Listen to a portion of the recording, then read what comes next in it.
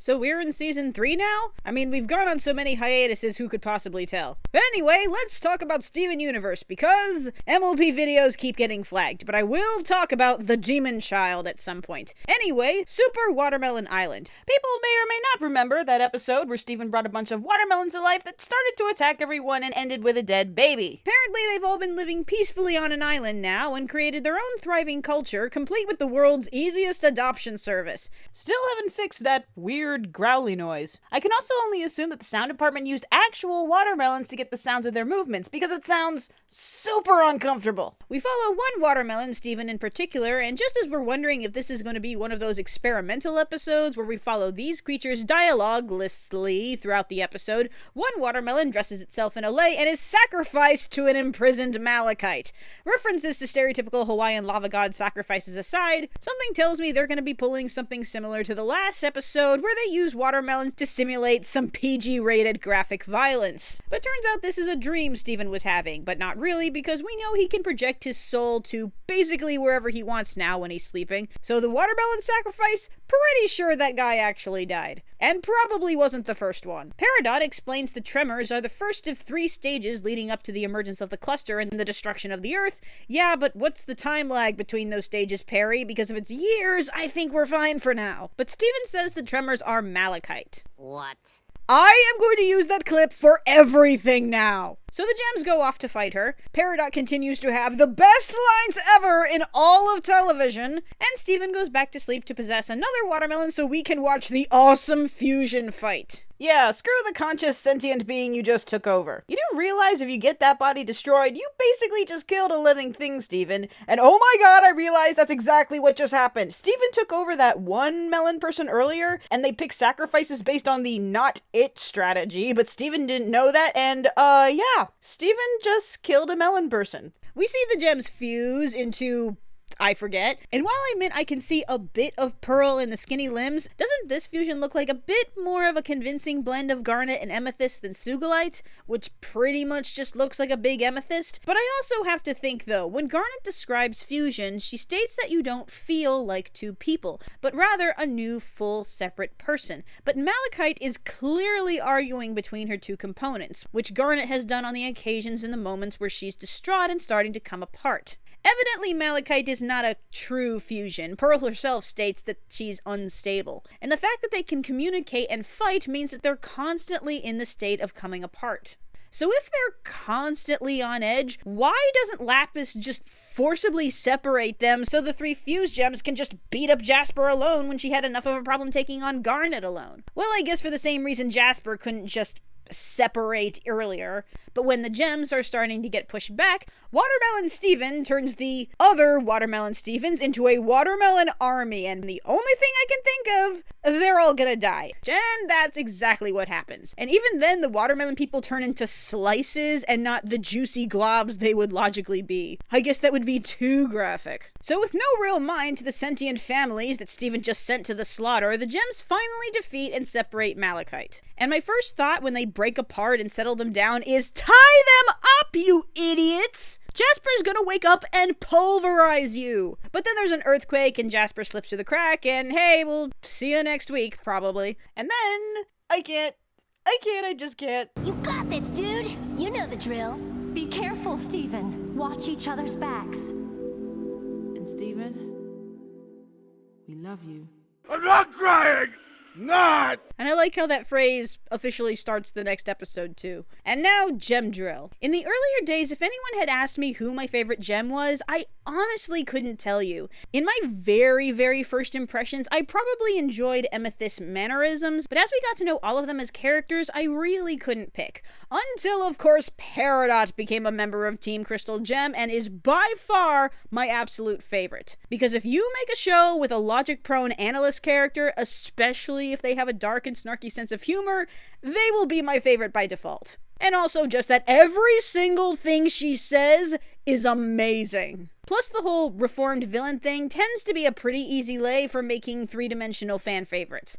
Unless you're MLP, in which case you have surpassed your quota to the point where it's not fun anymore. Seriously, we're like 5 episodes away from Chrysalis joining the main 6 BFF club. But even more than she already has, Peridot really starts coming out of her shell here. She and Steven have always had a really amazing back and forth between emotional loving Steven and logical tsundere Perry. But her true time to shine is in the gem drill when she and Steven head toward the cluster before the world explodes. Firstly, Steven asks her about Homeworld, to which she responds vaguely about not having memories of Homeworld but feelings, which brings a tear to her eye. It's really sweet, but honestly, I'd feel more for this scene if I understood it. Maybe I'm interpreting this too literally, but if she knows she was born on Homeworld, how does she not remember it? Is it just like regular childhood, where the memories of your young years just dim through time? Was most of her adult life on that ship with Jasper? Do we know at all how old she actually is? Or is it just that every day on Homeworld was so routine that she can't pull out any standout memories that are more important than any others? I'm just not completely sure what this train of thought means.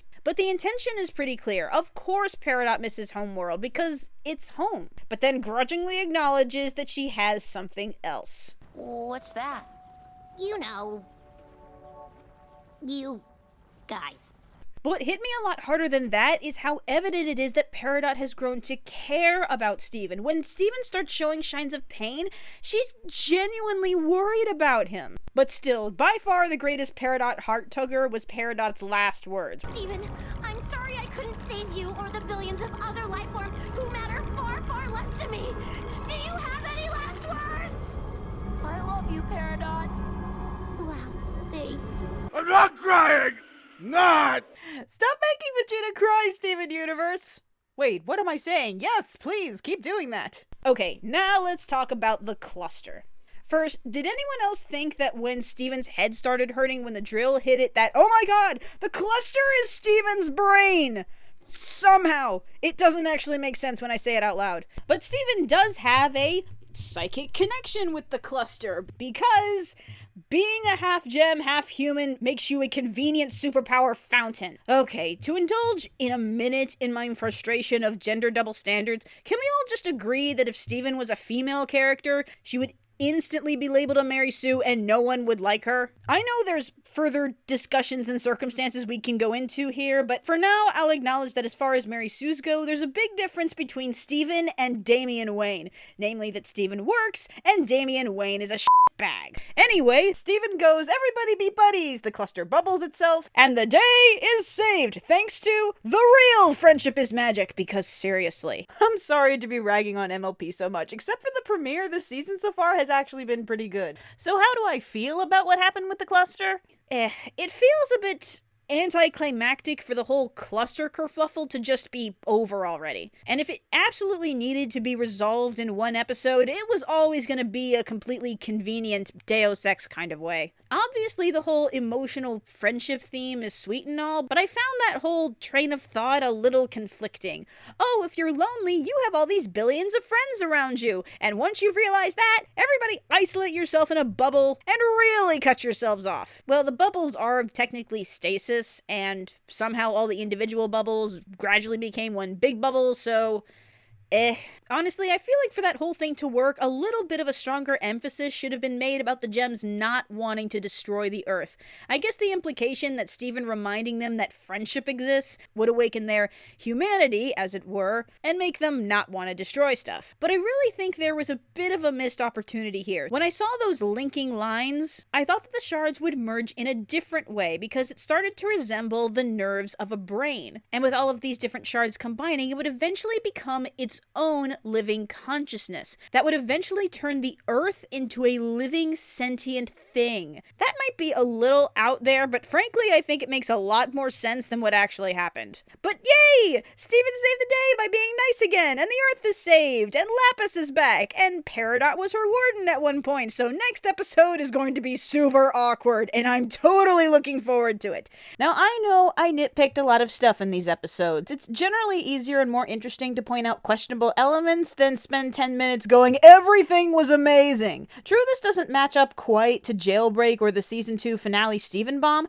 but these still were enjoyable episodes. But by far the best thing about them was Peridot, which is basically how you describe the last half of season 2. I get it, she's the new element and she mixed up the whole show and we all love her right now. I'm just hoping that we get back to a little bit more of a character balance in the coming season, and hopefully Lapis gets some more character beyond poor me. But super looking forward to it. See you next week and stay shiny, Animaniacs!